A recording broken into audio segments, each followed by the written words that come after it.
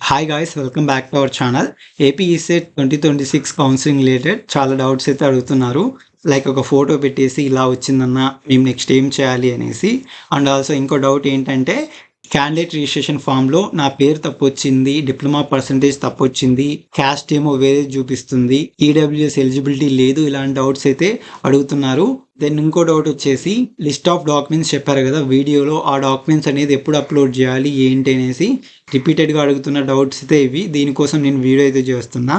And first doubt వచ్చేసి ఏంటంటే ఈ ఫోటో గురించి అయితే చాలా డౌట్స్ అడుగుతున్నారు. ఈ ఫోటో నాకు పెట్టేసి అన్న ఇలా వచ్చింది, ఏమన్నా ప్రాబ్లమా, హెల్ప్ లైన్ సెంటర్కి వెళ్ళాలా అని అడుగుతున్నారు. మీరు ఎక్కడా విజిట్ చేయనక్కర్లేదు.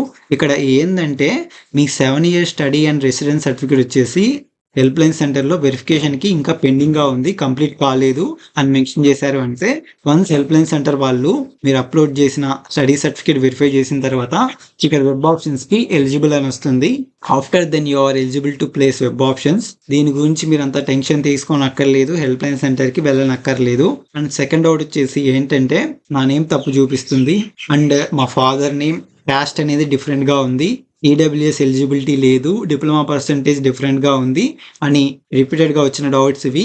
ఇవన్నీ మనం ఎడిట్ చేయలేము, అక్కడ మనకి ఎడిట్ ఆప్షన్ కూడా ఇవ్వలేదు.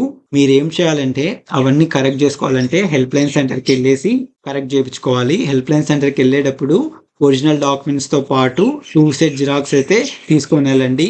ఆ డాక్యుమెంట్స్ ఏంటి అనేది ఆల్రెడీ వీడియో చేశాను. ఇన్కేస్ ఆ వీడియో కావాలంటే డిస్క్రిప్షన్లో ఉంటుంది, వెళ్ళైతే ఒకసారి చూడండి.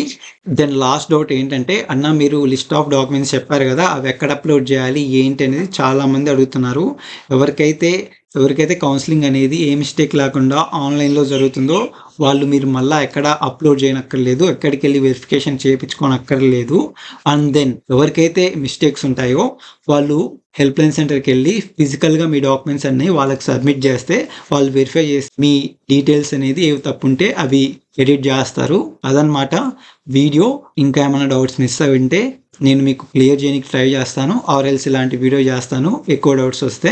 ఈ వీడియోని లైక్ చేయండి అండ్ అలాగే మీ ఫ్రెండ్స్ కూడా షేర్ చేయండి, హైప్ బటన్ కూడా క్లిక్ చేయండి, subscribe our channel. Thanks for watching.